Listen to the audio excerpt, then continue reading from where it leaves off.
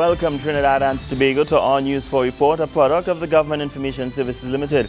I am Gregory McBurney. Let's take a look at the headlines.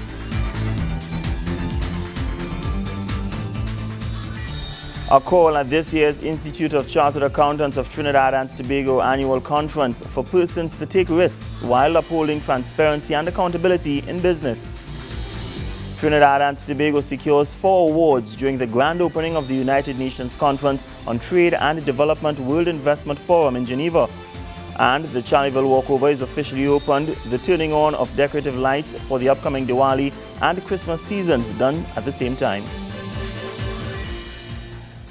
Thank you for joining us. Top of the news: for success to become a reality in the business world, one must be willing to take risks while maintaining ethical principles and playing by the rules of the game.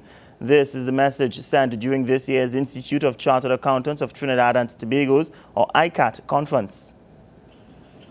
As this country continues to develop its business sector with policy shifts and moves geared at attracting further investors, maintaining a reputation of sound ethical practices is a must. One of the organizations which aims at keeping in check the manner in which we conduct our business affairs is the Institute of Chartered Accountants of Trinidad and Tobago. In hosting its annual International Finance and Accounting Conference with this year's theme titled Agents of Change, the organization hopes to get across to local practitioners the role they play in spearheading their companies in the face of globalization. The minister, whose track record holds success when he also headed companies in both the private and public sector prior to serving in the government, Trade and Investment Minister Vasan Bharat, can attest to what makes a leader a catalyst within a company propelled on the path for major achievement. In his words of advice to those in the field, he urged them to continue along the path of making a difference at the business front. Amongst those characteristics are a very clear vision. That person or those people must be patient yet persistent.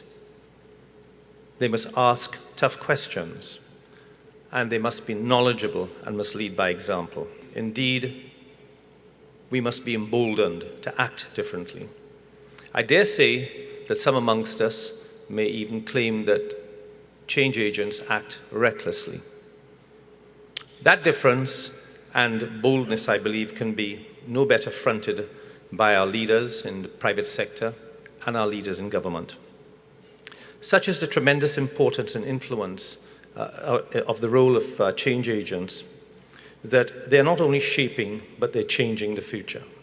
We must modify our strategies, we must modify our attitudes and our cultures to continue streamlining our costs in a manner that sacrifices wastage, but not efficiencies. Speaking from a Caribbean point of view, President of the Institute of Chartered Accountants of the Caribbean, ICAC, Frank Myers, highlighted the role of the accountant within the framework of today's corporation. Doing business today demands greater flexibility, and as the environment becomes more and more competitive, it is becoming increasingly necessary to manage across borders.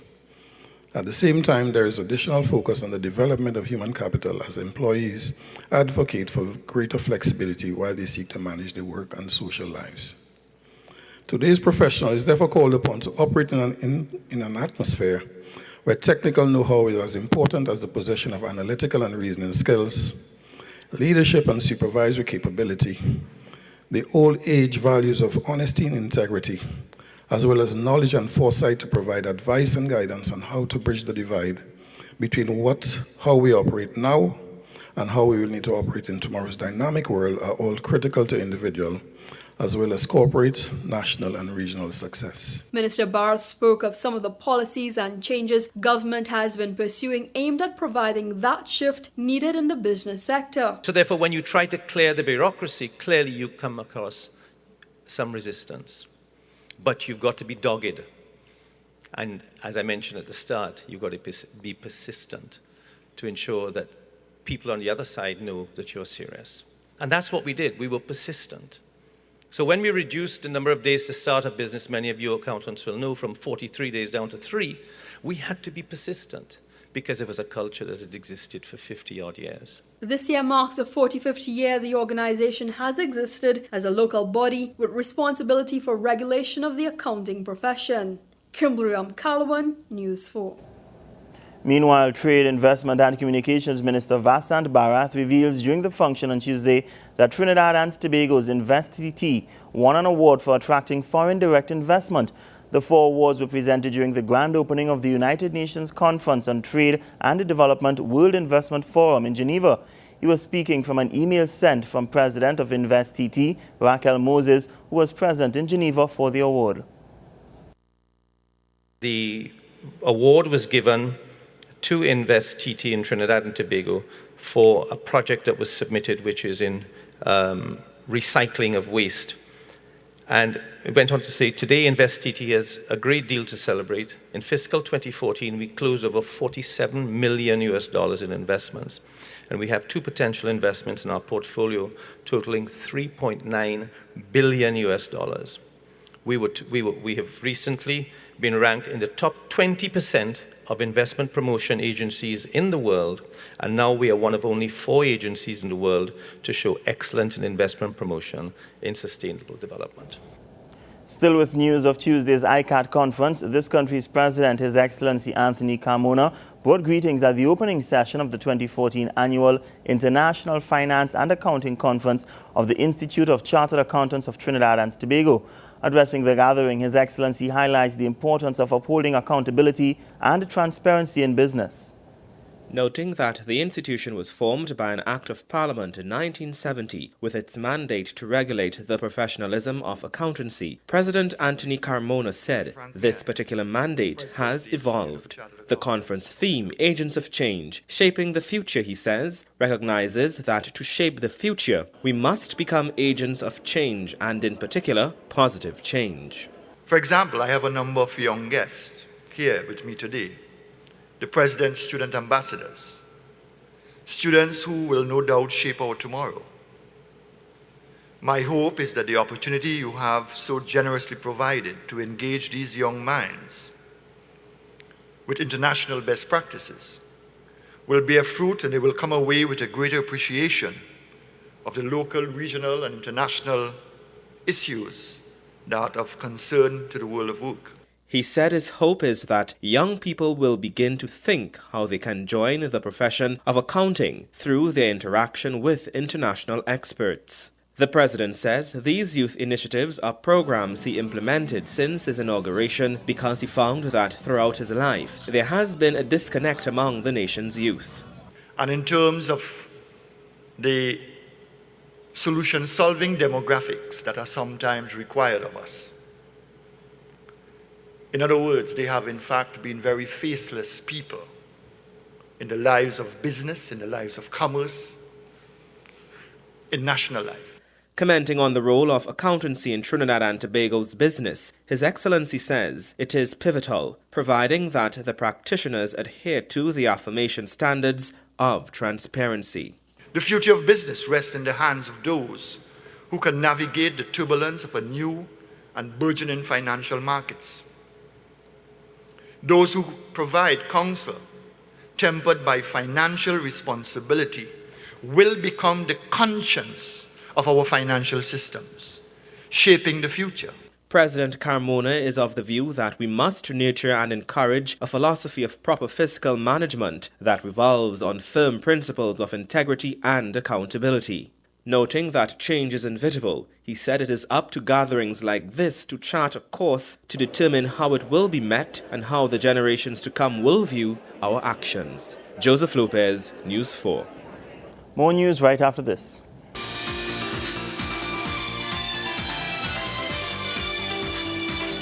Thank you for staying with us. Did you know that under the Land for the Landless program, you can not only get your certificate of comfort, but can also receive financial assistance for the construction of a new home? This as the Ministry of Land and Marine Resources implements the Housing Support Center, where squatters receiving their certificates can access assistance in construction and financing. In a move to give citizens more rights to housing and land, the Land Settlement Agency is looking to provide squatters with a 100-year lease to their lands. While this will apply to persons who have been squatting for decades on state land, prior to January 1998, the Squatter Regularization Program aims at providing security of tenure. During the distribution of certificates of comfort for persons in the St. Joseph area, Minister of Land and Marine Resources Jairam Simangal says providing this will ensure persons are empowered to protect themselves and their homes. Persons who have received certificate of comfort will also qualify to a grant of this, to a lease of the state for 199-year lease of the state, so that you can have full security for the land that you are on. However, the ministry is going a step further in providing the technical ability and finances for persons in need of rebuilding their homes into permanent structures through the Housing Support Centre. Ladies and gentlemen, at the Land Settlement Agency, we have created a Housing Support Centre. And this Housing Support Centre is aimed towards assisting you. And how this works is that at that Housing Support Centre, we have free plans for your house if you want to remodify or rebuild your house.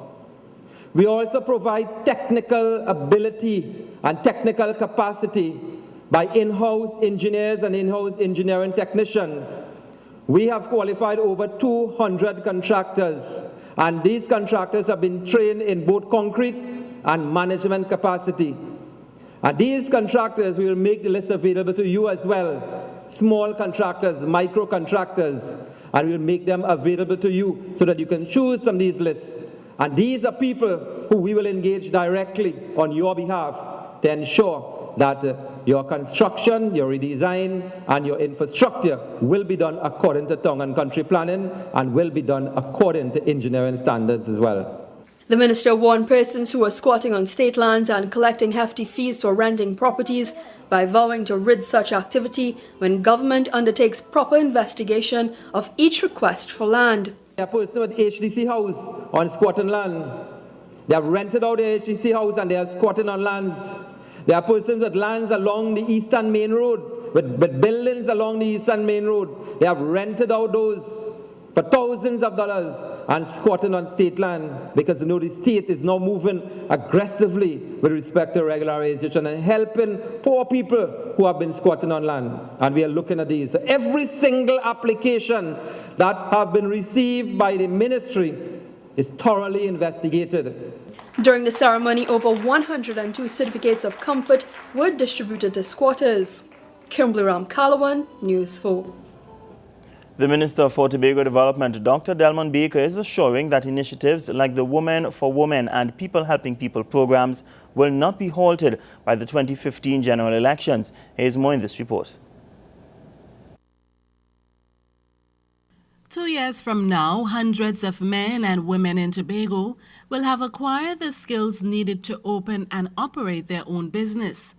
It is an alternative for some 400 citizens from low-income homes who have enrolled in the Women for Women and People Helping People programs.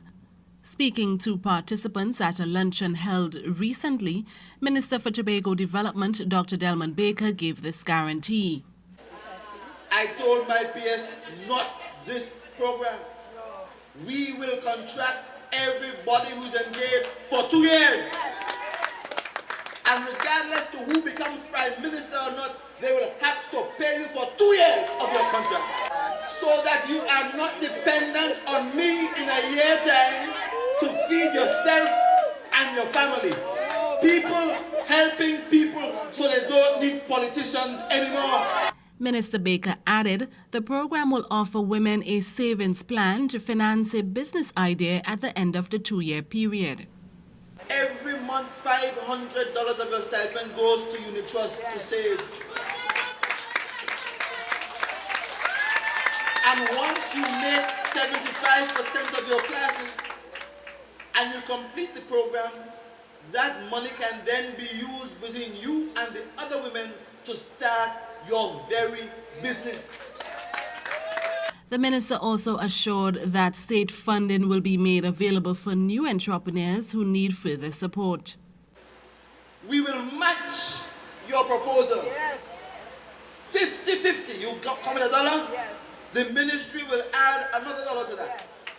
So if 5 of you add 20,000, the ministry will add another 20,000 to ensure that your business gets off the ground. Both programs, Women for Women and People Helping People, fall under the Human Capital Development arm of the Ministry of Tobago Development and provide new academic and skill-based training options for some of the most vulnerable young men and women in society. Permanent Secretary Dr. Ellis Boris explains. Education is one of the most critical areas of empowering both men and women. It is also an area that offers some of the clearest examples of discrimination. Offering basic education is one sure way of giving power to the people. The People Helping People program will focus on trade skills for men, while the Women for Women program will offer training in agriculture, art and craft, and interior decorating, beauty culture and beauty therapy, culinary arts, entrepreneurship, fashion design and dressmaking, heritage tourism, computer studies, customer service empowerment, literacy, numeracy, and parenting. Reporting from Tobago, Natoya Johnson, News 4. Sport news is 1 minute away.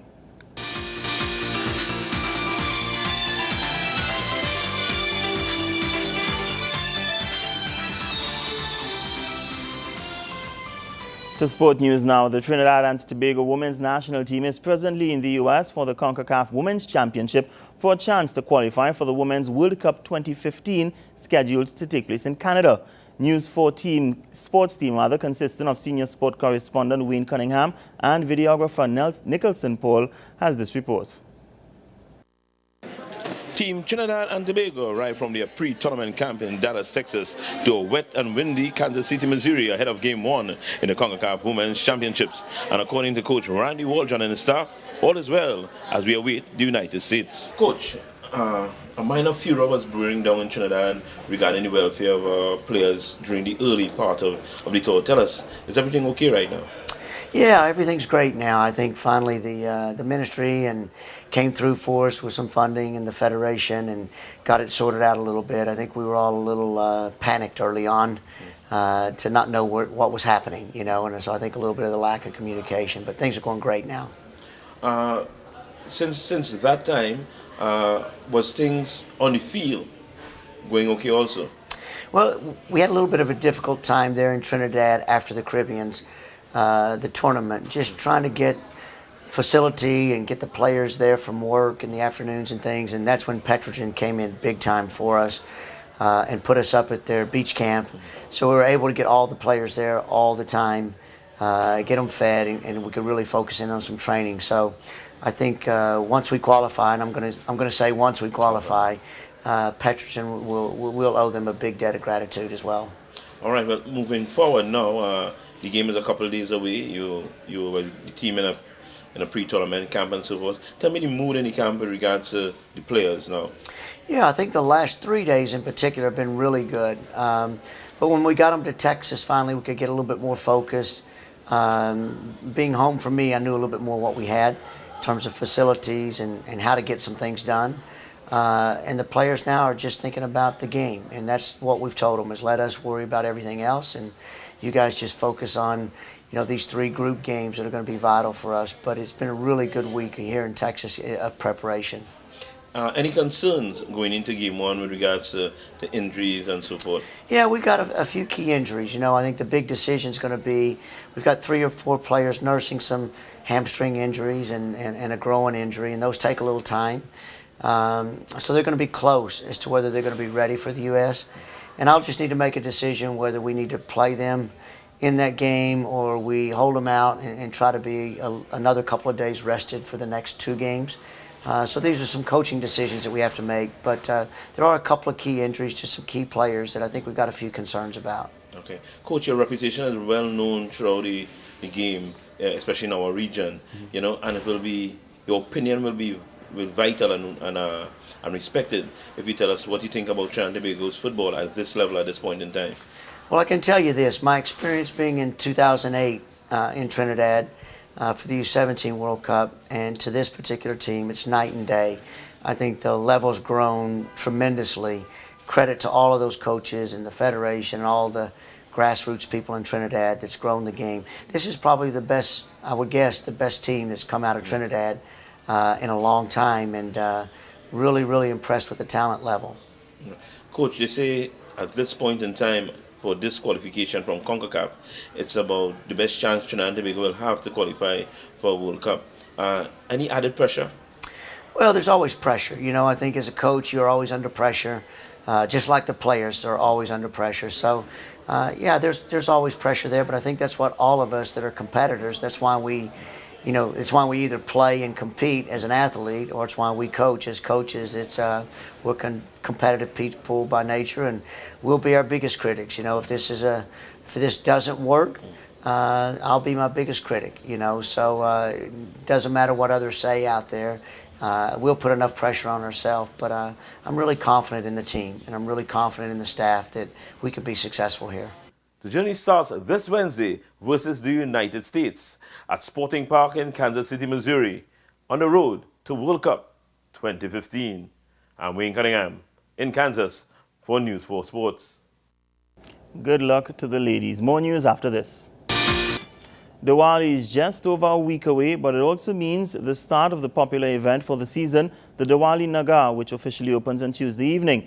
The cultural village, which serves as an expo of everything for the event marked on the Hindu calendar, also attracts many visitors to its location just off the Uriah Butler Highway in Chaguanas.